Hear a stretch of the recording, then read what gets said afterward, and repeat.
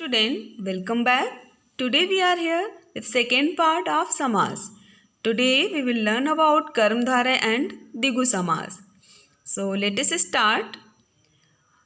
कर्मधारय समास जिस समास में पूर्व पद विशेषण और उत्तर पद विशेष्य हो वह कर्मधारय समास कहलाता है।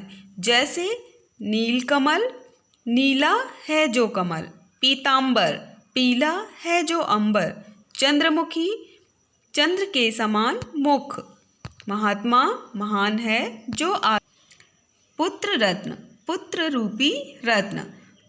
अब यहाँ पे सभी शब्दों में ज़्यादातर पहला पद जो है वो विशेषण की तरह है। जैसे अंबर कैसा है? पीला। कमल कैसा है? नीला। तो नील अर्थात कमल की विशेषता बता रहा है, कमल का रंग बता रहा है। अंबर कैसा है? पीला है। ठीक है, तो इन सभी में पहला पद विशेषण है। यहाँ पे दो ऐसे शब्द हैं जिनमें विशेषण ना होकर दोनों में उपमेय और उपमान का संबंध है। जैसे चंद्रमुखी, चंद्र के समान मुख, पुत्र रत्न, पुत्र रूपी रत्न। इसमें ध्यान ये देना है दोनों ही शब्द संज्ञा हैं। बाकी शब्दों में पहला शब्द विशेषण है और इन दो शब्दों में दोनों शब्द संज्ञा हैं, इसलिए यहाँ पे उपमेय और उपमान का संबंध है।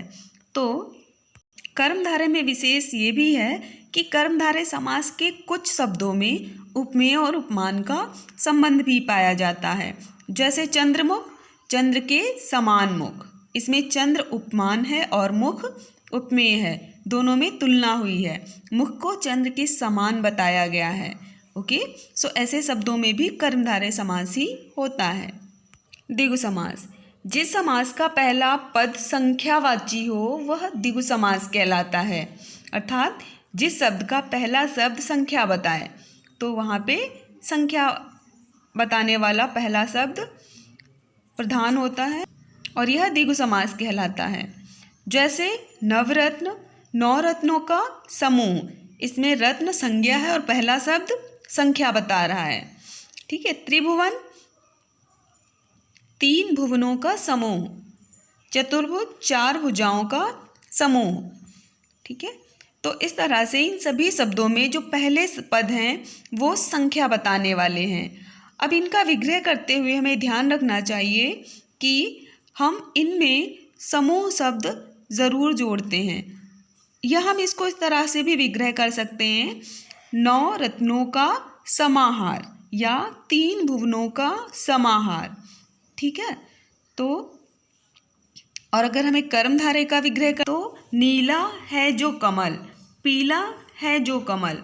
तो विग्रह का तरीका भी ध्यान में रखेंगे। जब हम विशेषण और विशेष का संबंध बताते हैं तो है जो लगाते हैं। जब हम उपमेय और उपमान बताते हैं तो के समान, जैसे चंद्र के समान या पुत्र रूपी। Okay, now homework. निम्न शब्दों का समास विग्रह कर समास का नाम लिखें। अब इन शब्दों का आपको विग्रह करना है और उनके सामने उनका नाम भी लिखना है। क्रोधाग्नि, लाल किला, सप्तऋषि, चौमास, सप्ताह, नवग्रह, दशानन, श्वेतांबर, नीलकंठ, महादेव। इन सभी का विग्रह करके उनके सामने उनका भेद लिखेंगे। Okay, so student, I hope you understood these both kinds proper. Do practice, do your homework in your notebook and